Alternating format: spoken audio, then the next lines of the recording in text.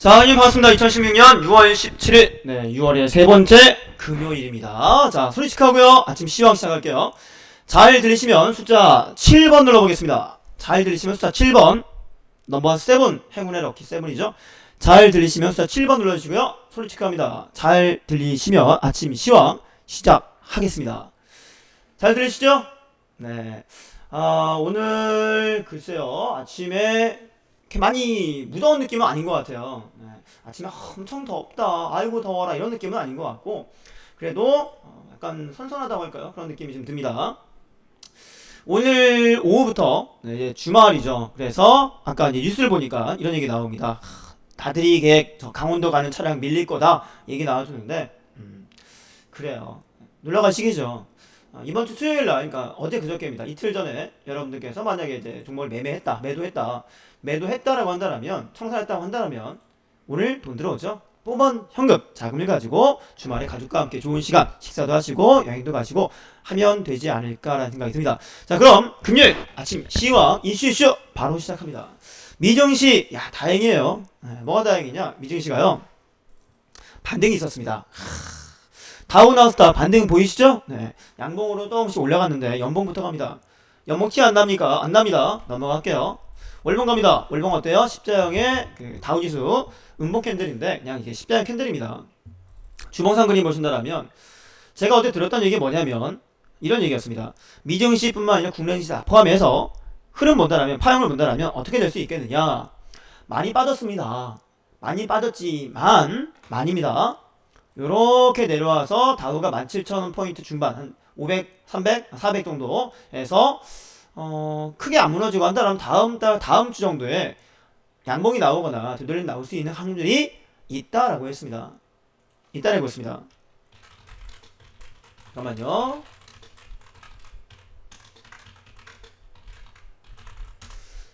그쵸? 자, 그러면서 지금 빨리 올라간대요. 어제 그냥 버티고 다음 주에 올라가면 좋겠다 했는데 바로 올라갔습니다. 자, 아래 꼬리 열리면서 반등 나왔죠. 자, 일봉상 그림 본다라면 뭐라고 했느냐? 동그라미 그려졌죠. 원형 자리. 원형 형태의 쌍바닥을 뭐 얘기했을 거예요. 쌍바닥 가능성에 대한 언급했었는데 다우지수가 이렇게 2평선 밑에 빠지고 나서 쌍바닥을 찍고 2평까지 반등이 나왔다 라는 얘기와 함께 전거래일까지, 이틀 전이죠. 전전거래일까지 하락이 나온 자리에서 반등이 나와준다면 17,800, 잘하면 뭐 8, 900 정도 가능성이 보이지 않나 라고 했는데 바로 오릅니다. 바로 92포인트 오르면서 17,733까지 찍어 올렸죠. 자, 추가 상승으로 우상이 나올까요? 급등 나올까요? 글쎄요, 거기까지는 아닌 것 같지만 일단 반등의 모습은 어제 예상했던 대로 나오고 있다는 거죠. 그죠? 나스닥입니다.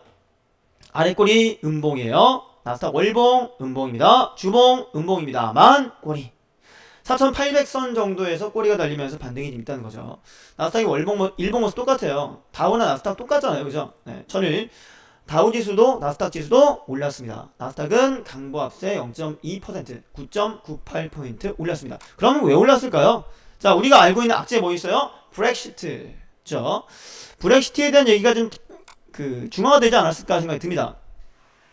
저가 매수와 브렉시트 캠페인 중단의 엿새만의 상승, 다우가 0.53%가 올랐다 라고 되어 있습니다. 보이죠? 네. 뉴욕 증시가 오후 들어서 저가 매수세가 유입이 되면서 엿새만에 반등에 성공했습니다. 16일 현지 시간 기준이죠. 뉴욕 증시에서 스탠다드 앤 푸어스 S&P 500 지수가 전날보다 6.49포인트 오름 2077.99를 기록했고요. 다우존 산업지수 어떻게 됐습니까? 네, 다우존 산업지수 평균 역시 92.93포인트 0.5%가 올랐습니다. 나스닥은 0.2%가량 상승이 나왔고요. 자, 이날 증시의 상승 이유가 뭐냐라고 한다면 다 나와있죠. 보세요. 일단은 시작은 하락이었어요. 이날 증시는 세계 경기 둔화와 브렉시트에 대한 우려로 일제히 하락 출발했습니다. 국제유가가 급락한 것도 투자 심리를 위축시켰습니다. 하지만 5일째 하락세가 이어지면서 오후 들어 저가 매수세가 유입이 됐죠. 특히 브렉시트를 반대하는 영국 하원 의원이 살해당했다는 소식도 투심에 영향을 엄마야! 헐! 네, 깜짝 놀랐죠. 브렉시트를 반대하는 영국의 유럽연합 탈퇴를 반대하는 영국 하원 의원이 살해를 당했습니다. 라는 소식이 투심에 영향을 미쳤다고 합니다. 브렉시트 반대 진영을 이끌었던 조 콕스 하원 의원이 버스톨 선거구민 간담회에 참석했는데 총을 맞고 사망했어요. 그러니까 브렉시트 찬반 양 진영이요 캠페인을 잠정 중단하자라는 것도 호재를 적용했죠. 지금 부담했던 것은 뭐냐면 이겁니다. 브렉시트에 대한 부담감 이런 것도 악재. 잠시만요. 뭐가 안 돼요?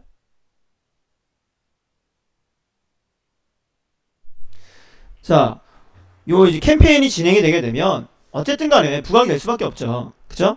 유로존 탈퇴에 대한 얘기 캠페인 진행되면서 해야 된다 안 해야 된다 얘기했었는데 거기서 찬물을 끼얹은 거죠. 어떻게 보면 좋은 일이에요. 다행인 일입니다. 왜 다행이냐? 언급이 많이 안 될수록 좋습니다. 좋은 얘기는 자꾸 얘기해주고 언급하고 해야 되는데 좋지 않은 얘기를 하거나 부담이 될 만한 얘기들은 그냥 조용히 넘어가는 게 좋아요. 그러면서 일단 그 사망 소식이 나와주면서 그 추모의 분위기죠.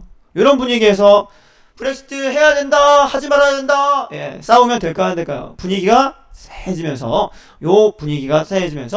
일단은 사람들이 여기에 대한 부담감을 좀 덜 갖게 됐다는 겁니다. 범인이 브렉시트 찬성파를 알려주면서 일주일 앞으로 다가온 투표에 영향을 미치겠죠. 찬성파 하자라고 한 사람이 총을 쐈대요. 나쁜 놈 새끼 이놈의 새끼 하면서 너 찬성파야? 아이고 그럼 안 되겠네. 찬성파 이런 강경파 그 행위하는 사람이 있으면 우리가 여기 밀어주면 안 되겠다. 딴 데 가자. 그럼 뭐요? 반대파 쪽으로 얘기 나올 거란 얘기죠. 그러면서 지금 브렉시트에 대한 우려가 약간 줄어들었다라는 이야기 들려옵니다. 자, 그러면서 시장은 반등이 있었죠. 업종별로는 에너지와 원자재 업종이 각각 0.28과 0.26% 하락이 나왔고요. 나머지 8개 업종이 상승 마감했습니다. 이날 발표된 경기지표는 다소 엇갈린 모습을 보였다고 합니다. 잠깐만요. 자, 미국의 근원 CPI 0.2% 상승 예상에 부합했다고 하죠. 예상에 부합했답니다. 부합했으니까 볼 거 없죠. 넘어가고요. 6월 주택시장 지수가 5개월 최고. 자, 미국의 주택시장 지수가요. 5개월 만에 최고치를 기록합니다. 전미 주택시장 지수가 협회가 6월입니다. 6월 주택시장 지수가 전달 58에서 2포인트 오른 60을 기록했다고 되어 있는데 조달 금리가 낮아요. 금리가 낮고 노동시장이 개선된 것 때문에 주택시장 지수가 올라갔다. 집을 살 수 있는 여러 개의 사람들이 늘고 있다. 그래서 아마도 판매량이 늘지 않는가 이런 식으로 나온다는 거죠. 그죠? 자, 여러분 금리가 싸면은 집을 살려는 사람이 좀 생겨요. 그죠? 국가적 차원에서 작년이죠. 재작년 연말과 작년 초까지만 해도요. 국가적으로 그 제한을 풀면서 집을 사세요라고 밀어줬습니다. 지금도 금리 낮지만 더 떨어졌지만 집 사세요. 제한 좀 풀어드릴게요. 지금 전세 없어요. 월세 넘어가야 되는데 월세하기 힘드신 분들은 차라리 대출받아 집 사세요. 라는 식으로 밀어줬다는 얘기인데 금리가 싸면은 그럴 확률이 좀 있어요.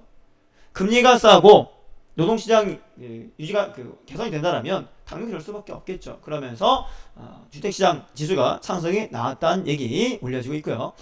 자, 미국의 신규 실업수당 청구 건수 27만 7천 건 하회 예상 상회했습니다. 미국의 신규 실업수당 청구 건수가 한 달여 만에 증가세라고 합니다. 이거는 또 안 좋네요. 그죠? 실업수당 청구가 많다는 얘기는 일자리 잃은 사람 많다는 얘기잖아요. 그러면은 아까 얘기랑 좀 다른 얘기잖아요. 주택시장 지표 올라갔다고 했는데 금리 영향이 더 큰 것 같아요. 아무래도.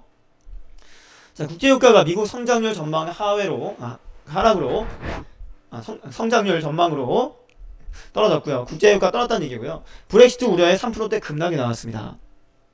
국제유가가 세계 경기 둔화와 브렉시트 우려에 3% 넘게 급락했습니다. 다시 40달러대 중반까지 빠집니다. WTI 46달러 21센트 그리고 북해산 브렌트유는 47달러 25센트 지금 정도면 무난합니다. 전에 얘기했던 것처럼 30달러대 왔다 갔다 할 때랑 50대 왔다 갔다 할 때 했던 얘기 뭐냐면 40달러 중반과 50달러 초반선에서 왔다 갔다 하기만 해도 어느 정도 안정권이다 라는 말씀드렸습니다. 지금 이 정도면 무난해요. 3%대 하락이 나왔다라고 놔뒀지만 그냥 40달러대 중반 이상이기 때문에 큰 무리는 없고요. 오르면은 유가 상승이 나오게 되면 부담이 되고요. 하락이 나오게 되면은 역시 뭐랄까요? 불안이 생기죠. 지금 정도면 무난하다. 네, 여기 유지만 하면 돼요, 이제. 자, 엔화 초강세입니다. 금값이 17개월 최고. 마감 후 시간의 거래에서 하락 반전. 자, 그래가지고요, 제가 어제랑 오늘 밤에 집사람한테 얘기해봤습니다. 여보, 우리 첫째 금 많이 들어온 거 있잖아. 그거 좀 청산할까? 라고 얘기해봤습니다. 아, 왜? 더 오를 수 있잖아. 더 오르면 어떡하려고. 일단은 지금 시장의 불안감 때문에 금값이 많이 올랐습니다. 1300달러까지 올라왔죠, 어제? 시간에서. 자, 그러면서 최근 단기적으로 좀 상승이 컸다는 거죠. 일단 현금화 좀 해놓고 금값이 또 떨어질지는 모르겠으나 현재 구간보다 어느 정도 조정이 나와준다라면 다시 투자할 수도 있는 부분이고, 아니라면 지금 시장의 분위기상으로도 현금화 해놓고 이걸 다른 쪽에 투자하는 방법을 생각하는 것도 좋을 것 같다라는 생각이 들었습니다. 여러분도 뭐 참고하시는 부분이 될 수 있을 것 같아요. 자, 엔화가 일본은행의 추가 양적 완화 보류 결정으로 급등했습니다. 엔유로 환율이 3년여 만에 엔달러 환율은 약 2년 만에 최저 수준으로 급락을 했다. 이게 나와줍니다. 그러니까 엔화가 강세를 보인다고 보시면 돼요. 간단하게 보시면 엔화 강세 나오면 지수에 좋을까요? 일본 증시에 안 좋겠죠. 왜요? 자, 일본 같은 경우도 수출을 해야 됩니다. 어차피 모든 국가는 돈을 벌려면 내수도 중요하겠지만 해외에 판매가 돼야 됩니다. 수출이 있어야 됩니다. 그래야 돈을 가져오죠. 그렇죠? 그런데 그 자국의 가치가 자국의 이제 엔화 지폐 가치가, 화폐 가치가 올라가게 되면요, 수출에는 악영향입니다. 반면에 쓰기엔 좋죠. 수입을 한다라거나 혹은 어디 여행을 간다라거나 지출하긴 좋은데 화폐 가치가 올라오게 되면은 수출하기에는 악재로 적용된다. 그래서 지금 일본도 힘들어한다, 이게 나올 것 같아요. 그쵸? 자, 일본 외환시장은 엔화가 주도했다라고 되어 있습니다. 이렇게 쭉쭉쭉 넘어가시고요. 자, 국제금값은 1300달러에 근접했습니다. 17개월 만에 최고치예요. 얘기했죠? 많이 올라간 것 같다. 일단 금가격이 전날보다 온스당 얼마 가져오니까 10달러 상승해주면서 1298.40이에요. 지난해 1월 22일 이후에 가장 높은 수준이라고 했죠. 한때 1320까지 급등했지만 영국 하원위원회 피살 소식에 상승폭이 크게 둔화됐다고 합니다. 시간에 1290달러까지 떨어졌죠. 자, 유럽 증시 세계 경기 둔화, 브렉시트 우려에 일시 하락이다. 얘기 나와줬습니다. 자, 정리합니다. 그동안 하락이 밀렸던 지수는 낙폭 과대하다는 평가에 저가 매수세로 반등이 있었고요. 브렉시트 캠페인 중단에 역시 반등이 있었다. 그쵸? 유가는 하락이 나왔다. 엔화 강세다. 됐죠? 이렇게 해서 세계 증시에 대한 어느 정도 내용 정리해 보도록 하고요. 이제 국내로 갑니다. 코스피 코스닥. 자, 코스피 연봉 모습 보겠습니다. 파란색 십자형 캔들 넘어갈게요. 월봉 모습 음봉 영망치형 캔들 넘어갑니다. 주봉상 그림 얘기했던 게 뭐였냐면 이거였어요. 제가 수요일날 시황할 때 수요일 정도에서 아래 꼬리 만들어주고 좀 버티면 좋겠다라고 했는데 어제 또 빠졌어요. 근데 1950대 50 초반입니다. 1950대 50 초반 정도에서 뭘 만들어요? 아래 꼬리 음봉의 모습 만듭니다. 그리고 전일 미증시 올랐죠. 큰 급등까지는 아니지만 일단 올랐습니다. 그러면서 금일 아래 꼬리가 이렇게 살짝 달릴 가능성이 보인다. 그쵸? 그 기대감이 좀 생긴다는 얘기입니다. 일봉상 그림 보시면 추가락이 나왔었는데, 자, 이거는요, 미증시의 하루 전의 모습입니다. 보세요. 다우 다시 갈게요. 지금 코스피의 일봉 모습 잘 기억하시고, 다우 일봉 모습 보십시오. 다우 일봉 모습이 어제 캔들의 모습은 음봉이 4일째 빠지는 모습이었고, 네, 오늘 새벽이죠. 오늘 새벽에 양봉 올라옵니다. 그렇다면 미증시의 종가는 국내증시의 시가다라고 되어 있기 때문에 코스피 같은 경우 오늘 금요일인데 양봉이 모습이 나오거나 약간 반대 혹은 윗골이 나올 확률이 좀 보인다라는 겁니다. 어제 매매 동향을 보다 보니까 장 마감할 때 확인했습니다. 장 마감하고 오후에 확인해봤는데 외국인들의 매수가 들어왔어요. 코스피군에 대해서. 양대지수 개인들만의 매수가 이어졌었는데 전일 마지막으로 마무리 단계에 외국인들의 수급이 일부지만 들어왔다라는 거. 오늘 코스피가 반등 나올 수 있는 가능성이 좀 있다. 어제 하락 나왔던 자리가 많이 빠졌던 종목들 되돌림 기대할 수 있지 않겠는가? 라는 생각입니다. 자, 코스닥입니다. 월봉, 연봉, 파란색이죠? 파란색. 제가 약간 그런 생각이 들었어요. 작년 연말부터 올해 초까지, 올해 현재까지도 제가 지수 볼 때마다 코스닥 올 연말까지 음봉 밀릴 것 같고요. 올 연말 내년 초 기회 올 것 같습니다. 얘기를 계속 하니까 회원님들께서 공개만 계신 분도 마찬가지지만 지수 빠지면 안 되는데 얘기하셨지만 제가 그럼에도 불구하고 의견을 바꾸지 않았습니다. 그쵸? 자, 그러면서 괜히 그런 얘기 자꾸 해가 지수 빠지나? 괜히 그랬나? 싶기도 하고 했는데 어쨌든 예상대로 좀 가고 있죠. 윗골이 약간 달려줬고 이제 파란색 바뀌었습니다. 연간 기준. 그렇다고 지금부터 급락이라는 얘기는 아니죠. 근데 장기적으로 본다라면 시기적으로는 그렇게 될 가능성이 높다라는 말씀이었습니다. 월봉 기준 음봉 깊죠. 주봉 기준 음봉 내려왔습니다. 2평 밑에 살짝 깼어요. 분봉 1봉 기준 본다라면 680선 정도까지 왔는데요. 여기서 약간의 반등이 있겠죠. 650이나 한 40, 30까지 오면 1차 낙폭 과대 1차 매수 포인트, 600 이하 오게 되면 2차 매수 포인트 보라고 있습니다. 일단은 오늘 같은 경우는 약간의 반등이 있지 않겠는가 라는 예상을 해볼 수 있습니다. 좀 보도록 하시고요. 자, 지수 모습은 미증시가 상승 마감했으므로 국내 증시 코스피 코스닥도 약간 오르거나 반등 윗골이라도 찍지 않겠는가 라는 기대를 하게 됩니다. 자, 이제 기사 넘어갑니다. 오늘 기사 딱 10개예요 10개의 기사 가지고 왔고요. 첫 번째부터 갑니다. 시간은 8시 37분가량 진행하고 있는데 약 20분 동안 10개의 기사를 한번 쭉 설명드리고 58분 정도에 선재공님께 마이크 넘겨드리겠습니다. 자, 유럽 마감이에요. 세계 경기 둔화, 브렉시트 우려에 일제히 하락했다 라고 되어 있죠. 자, 유럽 증시가 세계 경기 둔화와 함께 브렉시트죠. 오타가 있네요. 영국의 유럽연합 탈퇴 우려로 하락했는데 최근 7일 가운데 6일 동안 하락 나왔다고 합니다. 범유럽 지수인 스톡스 600 지수가 전날보다 0.72% 빠지면서 321.19를 기록해요. 영국 FTSE 지수는 0.27% 하락했고요. 깍글 지수는 0.45 떨어졌습니다. 닥스는 0.59% 하락이 나와줬고, 이렇게 유럽 증시 하락한 이유는 뭐예요? 세계 경기 둔화. 얘기했잖아요. 경기 어렵다. 쉽지 않다. 당장 돌리고 급등할 자리는 아닌 것 같다. 시간이 걸리겠다. 라고 말씀을 드렸습니다. 그쵸? 네. 자, 그 우려 때문이라고 볼 수 있고요. 그리고 FRB는 미국의 경제 성장 전망을 2.2에서 2%로 0.2% 하향 조정했고요.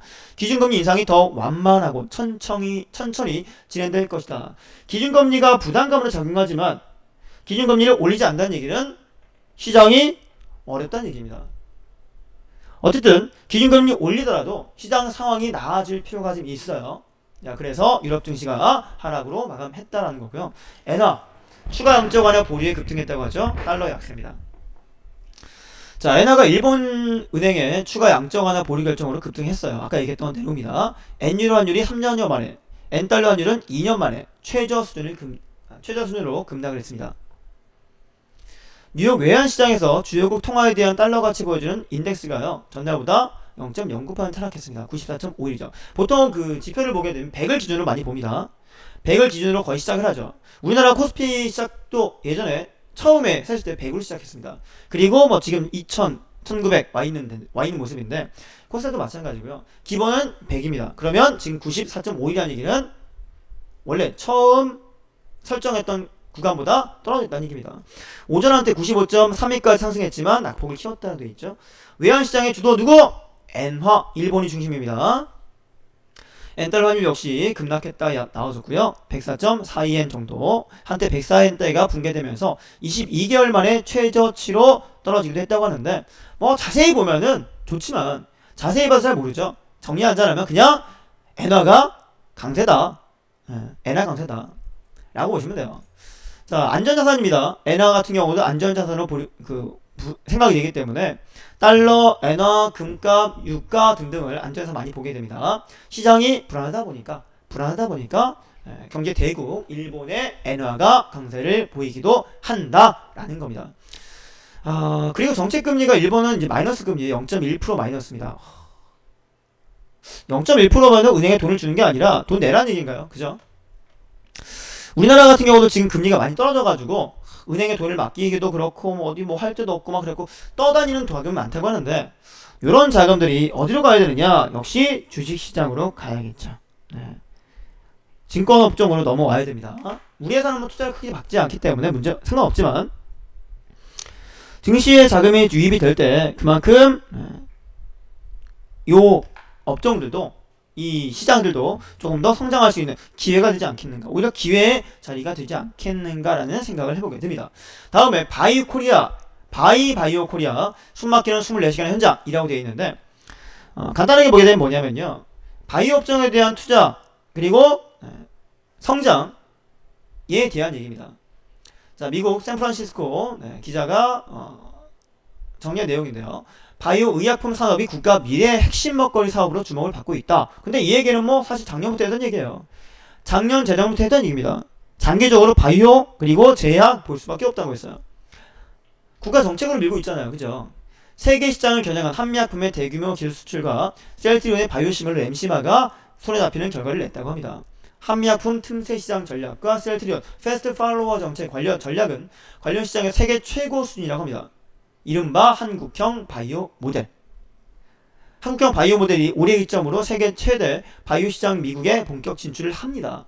그래서 원래 셀트리온 같은 경우도 관심 갖던 이유가 뭐냐면 램시마가 미국 진출 요거였죠. 그리고 우리나라 이제 제약업계들이 또 최근에 상승 나왔던 이유가 뭐냐면 신기술, 기술 그 이전에 대해서 돈을 받는다, 자금을 받는다. 요게 또 하나가 주가 상승의 이유가 됐던 거였죠. 그쵸? 자, 미국 시장에서 성패 여부가 한국형 바이오 모델이 세계로 도약하는 가늠자가 될 것이다 라고 되어 있습니다. 관련해서 뭐 바이오 코리아 세계로 간다. 요게 이제 시리즈인 것 같아요. 시리즈로 신약 기술 수출을 위한 총성 없는 전쟁이라고 나와 있네요. 여기는 어디예요? 지난 6월 6일에서 9일 세계 최대 바이오 산업 전시 컨퍼런스인 2016 바이오 인터내셔널 컨벤션이 열린 미국 샌프란시스코 오스콘 센터 전경이 나와 있네요. 자, 8일입니다. 세계 최대 바이오 산업 전시 컨퍼런스 2016 바이오 인터내셔널 컨벤션. 좀 길어요. 네. 행사 얘기인데요. 이 행사에서 우리나라 업체들이 나와서 뭐랄까요? 홍보 많이 했다는 얘기죠. 쉽게 말하면 정리하면 그런 겁니다. 정리하자면 나와준 거고요. 어떤 업체들이 나갔느냐라는 겁니다. 지난해 8조 원 규모의 기술 수출 성과를 내면서 세계에 알린 한미약품을 시작으로 한미약품 필두로 녹십자, 동아에스티 등 대표 제약사들은 물론 제넥신, 알테오젠, 파맵신 등 기술력 있는 바이오 벤처까지 총출동해서 기술 수출을 위한 전쟁을 펼쳤다라는 얘기입니다. 요즘에 트렌드가 뭐냐면 제약업계의 트렌드가 뭐냐면 신약을 개발해가지고 그걸로 매출을 쫙 뽑는 게 아니에요. 그럼 뭐예요? 기술을 열심히 만듭니다.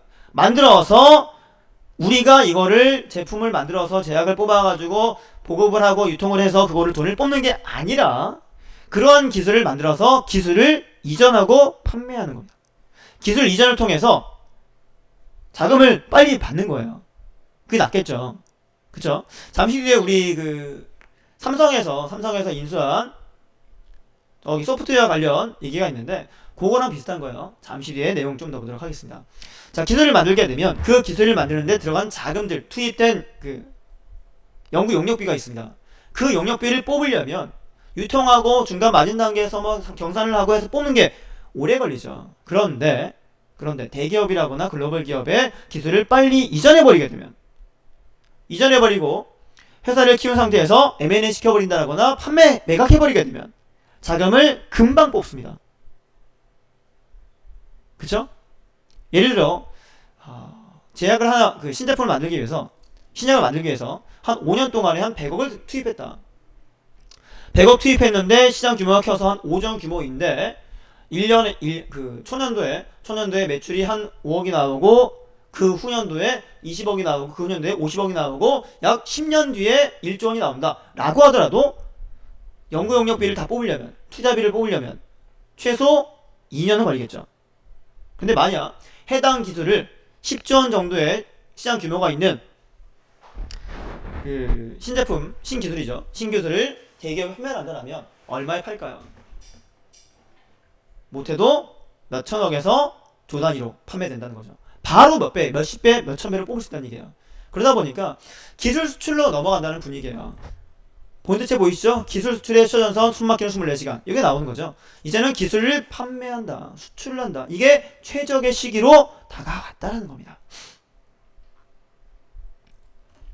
그쵸? 기술 수출에 대한 현황입니다. LG생명과학 팩티브 434억 규모. 봤던 것 같은데. 한미약품 1조 700억 나와준 거 있죠. 여기 한미약품이 여기 산업비로 5조 1600억 정도. 이게 나와줬다는 얘기입니다. 그래서 요즘엔 트렌드가 뭐다? 기술을 수출하는 거다. 글로벌 외부 도입 신약 시장 규모 추이 점점 늘어납니다. 더 늘어날 겁니다. 왜요? 얘기했죠. 유병장수 시대입니다.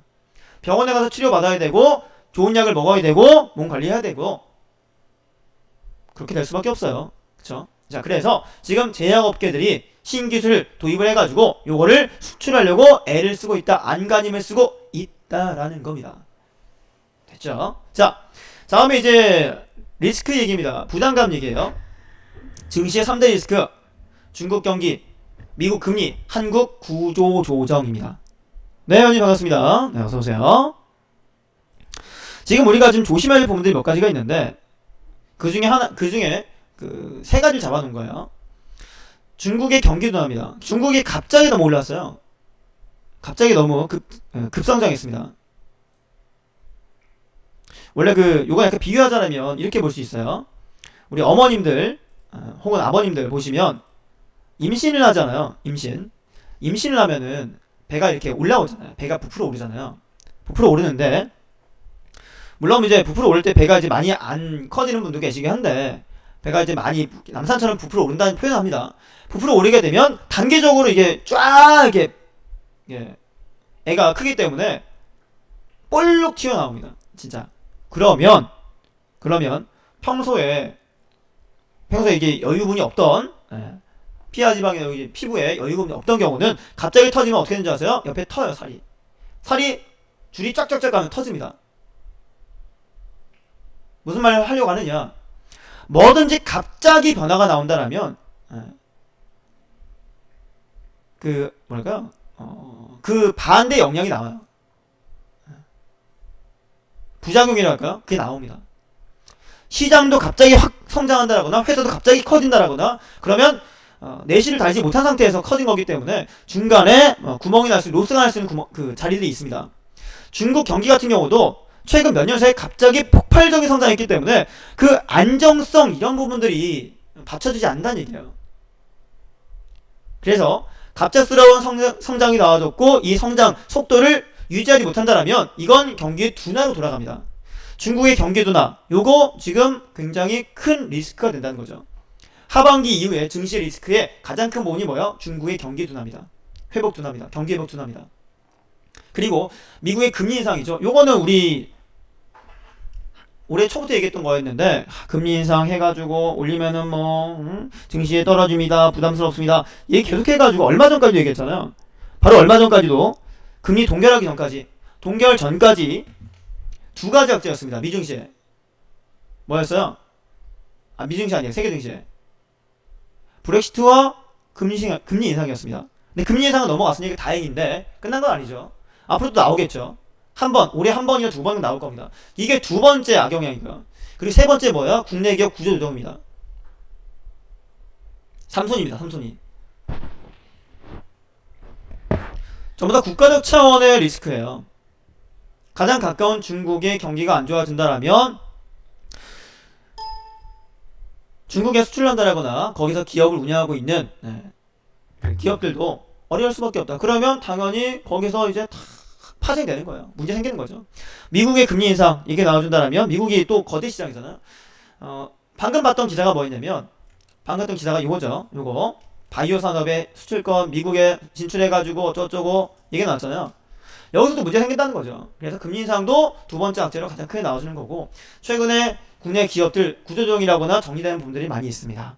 M&A도 원활해졌고 그러면서 요거 세 가지가 가장 큰 문제가 된다. 요 세 가지 중에 하나만 나와줘도 한번 출렁 그러니까 요 문제들이 어느 정도 진정이 되기 전까지는 무리하지 말아라 라는 얘기입니다. 무리하지 말아라는 얘기입니다.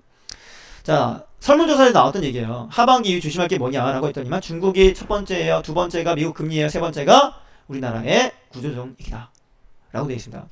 국내 증시 활성화를 위해 해결할 부분이 이거예요. 해결될 부분들이 구조조정, 규제 완화, 금리 인하 등 얘기가 많이 나왔던 거죠. 그러니까 가장 큰 문제는 뭐냐? 조선업종입니다. 해운과 조선역에 대한 위기, 이거를 어떻게 타개하느냐, 이게 또 중요하죠. 그쵸? 자, 현안에 대한 기타 의견은 정보 비대칭성 해소와 배당 증가를 위한 통한 장기 투자자 유입. 배당이라고 하는 게 굉장히 중요해요. 중요한데 우리나라가 참 강제성을 트는 게 아니기 때문에, 강제적으로 하는 게 아니기 때문에 좀 덜 주거나 하는 경우도 있고요. 미국 같은 경우도 보시면 애플 같은 경우가 배당 잘 안 주죠. 돈은 쌓아놨는데 잘 안 준다고 해서 욕도 먹고 하는데, 어쨌든 주가가 올라가니까 투자도 많이 하긴 합니다. 근데 가장 건전한 내용은 뭐냐면, 회사에 자금을 투자한다. 투자하게 되면 회사가 이익을 많이 내서 그 이익 내 부분에 대한 배당을 주주에게 환원하는 게 가장 이상적인 부분입니다. 그런데 그런 식으로 좀 하지 않고 운영진이나 내부에서 어떻게 최대한 뽑아먹으려고 하기 때문에 이게 문제가 된다는 거죠. 그렇죠? 내수 활성화를 위해서 가계부채 해결, ETF 등 증권 상품의 경쟁력 강화 등이 눈에 띄었다고 되어 있습니다. 자, 그리고 하반기 코스피 증시 예상입니다. 지수 예상입니다. 자, 코스피뿐만 아니라 코스닥도 같이 보게 되는데, 금융투자 전문가 311명이 예상한 하반기 증시입니다. 평균값이죠. 네, 평균값을 보게 되면 전반적으로 코스피를 얼마 정도 본다? 1900에서 2000 전후 보고 있다. 하반기 전망은요, 2000과 2100 사이가 40% 되어 있는데 1900과 2000 사이가 34%입니다. 거의 1900에서 2100인데요. 똑같아요. 2000P라고 돼요, 흔히. 2000P. 코스피는 2000 중심일 겁니다. 라고 얘기를 또 하고 있는 거예요. 그게 무난하거든요, 지금. 최근 몇 년간 그 자리를 계속 유지했기 때문에 이게 제일 무난하다라고 해서 거기를 얘기해주고 있는 것 같아요. 금융 전문가 4명 중에 1명 정도가, 3명 정도가, 그러니까 한 70% 정도는, 75% 정도는 1900에서 2100을 예상한다 라는 얘기입니다. 미국 금리가 6월에 동결됐지만 브렉시트 우려도 있고요. 중국 성장 둔화 등 매크로 변수가 많아요.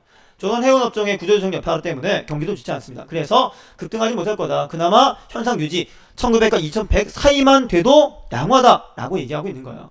코스닥 같은 게 하반기 얼마 봐요? 700, 800이요? 와, 이렇게 많아요? 글쎄요. 글쎄 모르겠습니다. 제가 봤을 때는 이해할 것 같은데, 전반적으로 그냥 무난한 자리를 보고 있는 것 같아요. 무난한 자리. 원달러 환율 범위는 얼마예요? 원달러 환율 범위는 제일 많은 자리가 1200원, 300원 사이, 1000원과 1300원 사이 또 비슷합니다. 최근 몇 년 동안 변하지 않아요. 무난한 자리를 평가하고 있고요. 많은 사람들이 이제 지표를 합한 거기 때문에 그 수준이 크게 변하지 않습니다. 자금 세탁, 테러 자금 막아라. 전 세계 전문가들 한국으로 직결한다고 합니다. 며칠이에요? 18일이죠. 내일입니다. FATF 총회라고 되어 있습니다. 18일부터 부산에서 개최하고요. 테러 자금 차단, 페이퍼스 대응, 이란 금융재해 등 핫 이슈에 대한 논의를 하겠다. 자, 지난해 파리 테러 이후에 테러 자금 차단하는 문제가요, 국제사회의 주요 관심사로 부상했는데, 올 초에 전 세계를 뒤흔든 파나마 페이퍼스 계좌 실소유주 문제를 공론의 장으로 이끌었다고 되어 있습니다. FATF가 유엔 협약 및 유엔 안전보장이사회 결의와 관련한 금융조치 이행을 위한 태스크포스로 설립이 됐고요. 요번에 6월입니다. 6월 18일날 한국에서 국제자금세탁 방지기구의 이름이 FATF. 시험에 나오나 모르겠네요. 학생들 시험 나오나? 요거 해가지고 행사가 진행이 된다는 건데요. 관련주로 뭐가 있을까요? 글쎄요. 요거는 뭐 또 뉴스 나온 거 봐야 될 것 같아요. 뉴스 나온 거 봐야 될 것 같고, 지금 테러라는 이런 부분에 대해서 제재해야 된다. 금융권에 대한 제재가 있어야 된다라고 해서 모인다라는 거 간단하게 보시면 될 것 같고요. 자, ST팜 공모 청약 경쟁률이 236대 1입니다. 증거금이 3조 돌파했대요. IPO 공모가 29,000원인데 많이 모이네요. 많이 모여요. 두달 총액이 1,352억 원인데요. 몰린 게 3조가 넘었대요. 시설 투자 및 차입금 상환에 활용될 전망이라고 되어 있습니다. 그러니까 IPO의 좋은 점이 또 이런 거죠. IPO의 좋은 점이 또 이런 겁니다. 이 돈이 또 갑자기 몰리고요. 이렇게 되게 되면은 청약률이 높았기 때문에 상장 이후에도 추가 상승 혹은 메리트가 있다라고 분석이 될 확률이 높아요. 관심 있게 보시고요. 자, 뉴아시아 지나온 10년, 다가올 10년 증시 알파고 종목 추천해준다.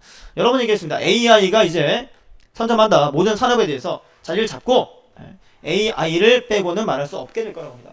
삐릭삐릭 2026년 6월 15일 서울 여의도 증권사입니다. 여기는 2016년 6월 15일인가요? 수소 연료 전지 자동차 A사가 시가총액 1위인데 빨리 주식 사세요. 요거 그 시그널이죠. 영화 드라마 시그널. 원경이님 그거 있잖아요, 그죠? 그것처럼 2026년쯤 되게 되면 증권사에서 알파고가 종목 추천해준다, 뭐 로버트가 해준다라는 상상을 할 수 있겠다라는 거고요. 거기에 대한 투자들이 원활하게 진행이 되고 있습니다. 앞으로 더 늘어나겠죠? 그래서 뭐라는 얘기예요? 이런 이제 매크로 혹은 그 AI에 대한 투자들이 필요하고 증권업종 같은 경우도 저도 얘기했습니다. 저도 얘기했어요. 뭐라고 했느냐? 이제 전문가들이 또 새로운 방향을 찾아야 된다. 새로운 방향을 찾아야 된다. 라고 얘기했었습니다. 자, 앞으로 AI에 대한 기대감 생길 것이고요. 증시뿐만 아니라 모든 업종입니다. 모든 업종에 이런 파괴적인 핵심들이 찾아올 거다. 하라는 얘기예요. 삼성전자 조이언트 인수 기술 확보 이상의 효과 기대 이게 나와줬는데요. 조이언트 잘 모르시죠? 저도 잘 몰랐습니다. 미국의 클라우드 서비스 전문 기업인데 그동안은 이제 서버 내에서 직접 했다라면 이제는 클라우드 기반으로 소프트웨어들을 변경한다는 얘기입니다. 제가 이 기사 보고 나서 뭐지? 했는데 그 제 친구가 이쪽 업계에 있어요. 큰일 났다고 합니다. 큰일 났대요. 개발자들이 요거 무료로 사용했는데 삼성이 인수해주면서 유료로 가거나 뭔가 좀 제한이 있을 거다. 망할 것 같다. 얘기 나와줍니다. 삼성이 이제 클라우드 기반으로 전환을 한다라고 보시면 돼요. 클라우드 기반으로. 오피스 같은 경우도 클라우드 많이 가죠. 클라우드 기반 산업으로 이제 전환이 되고 모든 대부분의 업종들이 기본적으로 PC나 하드웨어 쪽에 있다라면 이제는 직접 하는 게 아니라 클라우드 서버 내에서의 데이터 이동이라거나 이런 것들이 활성화될 거다라고 보셔야 됩니다. 자, 마지막 기사 증권사 데일리 헤드라인입니다. 하나금융투자 다음 주 하나가득 전략 넘어가고요. 중국 증시 인내심 필요한 때 유한타증권 엔화와 미국 그리고 수출 삼성증권 여행 소비에 주목하라 골든키즈만 브렉시트 민감도 아이고 바이오 기술 수출 기대감 크다. 그렇죠. 마지막 보시면 됩니다. 기술 수출 기대감 크다 라고 보시면 되고요. 자, 58분입니다. 마이크 넘길 시간이죠. 자, 오늘 금요일입니다. 마무리 잘 하시고요. 선재공님께 마이크 넘겨드립니다. 저는 이번 주 한 주간 아침 시작 맞았던 양봉 캔들 레드 캔들이고요. 선재공님 마이크 넘겨드립니다. 여러분 오늘도 대박 났어요. 감사합니다.